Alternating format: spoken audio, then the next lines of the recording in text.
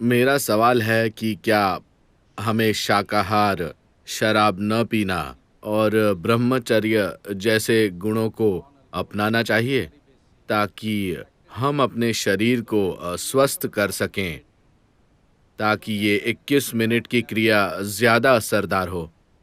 देखिए, मैं हमेशा से यही कहता रहा हूं, खाना खाने में नैतिकता कहां से आ गई? भोजन शरीर के लिए है। हमें वही खाना चाहिए जो इस शरीर के लिए ठीक हो। लेकिन अभी आप भोजन को एक आदत बनाने की बात कर रहे हैं। मैं आपको बताना चाहता हूं कि अच्छी आदत और बुरी आदत जैसी कोई चीज नहीं होती। आदत का मतलब है कि आप अचेतन तरीके से काम कर रहे हैं। अगर आप अनजाने में चीजें कर रहे हैं तो ये बुरी बात है, क्योंकि इंसान होने का मतलब ही ये है कि हम चीजों को जागरूकता के साथ कर सकते हैं। That is the beauty of being human, that we can do everything consciously. इंसान होने की सुंदरता यही है कि हम हर चीज जागरूकता के साथ कर सकते हैं। हम बिना सोचे समझे खा सकते हैं या हम जागरूकता के साथ खा सकते हैं। हम अनजाने में सांस ले सकते हैं या हम जागरूकता के साथ सांस ले सकते हैं। हर चीज जो हम कर सकते हैं, हम उसे जागरूक होकर कर सकते हैं। जिस पल हम जागरूकता के साथ कुछ करते हैं, अचानक वो इंसान बहुत सभ्य और शानदार लगता है। सिर्फ इसलिए कि कोई इंसान जागरूकता के साथ चलता और बोलता है, क्या वो एक खूबसूरत इंसान नहीं बन जाता? हाँ या ना? बस इतना ही।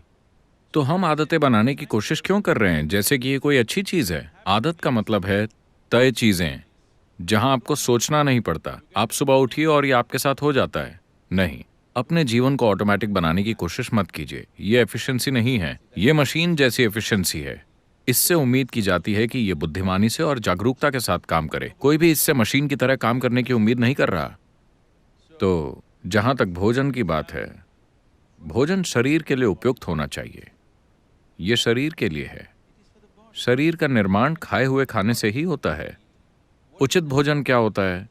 ये अभी दुर्भाग्य से बिल्कुल बेतरतीब हो गया है। समझदारी से खाना इस देश में हमारी परंपरा रही है, लेकिन इन 1000 सालों में हुए हमलों से दूसरी तरह के फूड कल्चर्स भी आ गए हैं और आज पिज्जा या पास्ता राष्ट्रीय भोजन बन गया है। मुझे पता नहीं कि इनमें से कौन सा है, दोनों में होड़ लगी थी। तो हम भोजन के बारे में अपनी समझ खो रहे हैं। निश्चित रूप से समय आ गया है कि हम इस पर गौर करें कि सबसे उपयुक्त चीज क्या है। अगर मैं इसके विस्तार में जाता हूं तो ये बहुत लंबी प्रक्रिया हो जाएगी, लेकिन आपको भोजन के साथ प्रयोग करना चाहिए, सिर्फ जीभ से नहीं बल्कि शरीर से भी। आप आज कुछ खाइए और देखिए, बस ध्यान देना सीखिए। इस भोजन को खाने के बाद आपका शरीर कितना फुर्तीला और सक्रिय महसूस करता है। अगर इसे लगता है कि वो कब्र में जाना चाहता है तो वो खाना अच्छा नहीं है। अगर इसे लगता है कि इसे खाने के बाद वो जिंदा रहना चाहता है, कॉफी को छोड़कर, क्योंकि वो एक उत्तेजक है।